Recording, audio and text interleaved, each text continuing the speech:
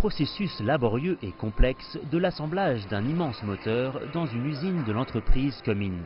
Le produit fini est un moteur de 95 litres qui peut alimenter des trains, des stades et des hôpitaux. Cette usine n'en produit que 10 chaque semaine. Sur ces 10 moteurs, 8 sont exportés. Mais après la décision de l'administration Trump d'imposer des droits de douane sur les importations en provenance de nombreux pays, ces derniers ont imposé des droits de douane en retour qui mettent les entreprises comme Cummins en première ligne dans cette dispute commerciale.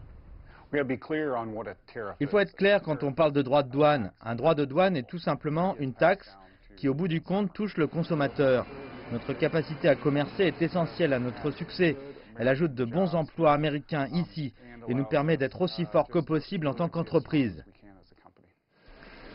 Ce ne sont pas seulement les droits de douane sur les produits que Cummins exporte qui posent problème aux dirigeants de l'entreprise. Les droits de douane sur les importations de fer et d'aluminium aux États-Unis ont aussi fait monter les prix. Bien que la plupart des usines de l'entreprise sont aux États-Unis, Cummins a aussi des activités dans des endroits comme l'Inde, l'Europe et la Chine. Mais étant donné que la ligne de production est spécialisée, il est à la fois difficile et coûteux de changer le flux de production et la chaîne d'approvisionnement.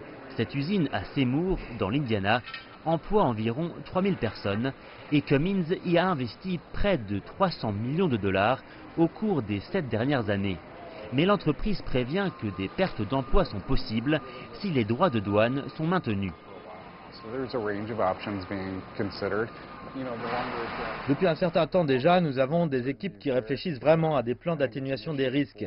Donc il y a une série d'options qui sont étudiées. Plus ça durera, plus les incertitudes dureront. Et à un certain degré, ça cale quand on pense à l'investissement et à la croissance. Donc nous souhaitons revenir à la table des négociations. Les droits de douane unilatéraux ne permettent pas d'atteindre l'objectif. Ils finissent par nuire aux travailleurs, aux agriculteurs et aux entreprises. Cummins affiche des ventes et des profits records au cours du dernier trimestre. Les employés devraient avoir confiance dans l'avenir. Au lieu de cela, nombre d'entre eux s'inquiètent de l'impact des droits de douane sur leurs emplois.